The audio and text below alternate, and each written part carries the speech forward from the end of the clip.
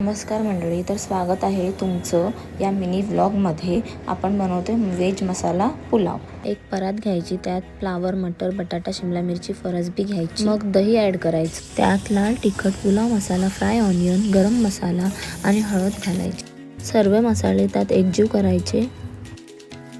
आता आपण घेतले पनीर, त्याला फ्राय करायचे. मग त्यात छोटे छोटे पीस करून घालायचे. पुदिना टाकून मॅरिनेशन करायचं. मिक्सरचं भांडं घ्यायचं, त्यात कांदा, लसूण, टोमॅटो, काजू कनीची पेस्ट करायची. पातेलं घ्यायचं, त्यात तूप, तेल टाकून घ्यायचं. आता सर्व खडी मसाले त्यात टाकायचे, थोडं शिजून द्यायचं. मग त्यात आलं लसूण पेस्ट टाकायचं.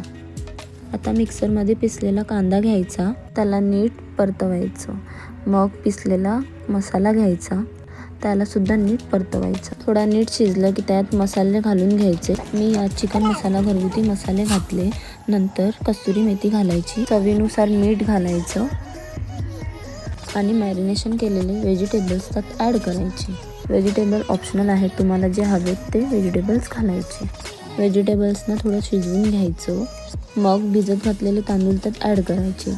आता तांदूळ आणि व्हेजिटेबल्सला नीट एकजीव करून घ्यायचं आहे. तांदूळ तुमच्या प्रमाणात घ्यायचे, जेवढे हवेत तेवढेच घ्यायचे. आता हे नीट शिजवू आणि त्यात पाणी घालून झाकण लावून देऊ. 10 मिनटं लो फ्लेमवर शिजवू. तर मंडळी, आपला मसाला पुलाव झाला आहे तयार. तुम्हाला ही रेसिपी आवडली असेल तर नक्की ट्राय करा आणि आम्हाला कमेंट करून सांगा की ही रेसिपी कशी होती.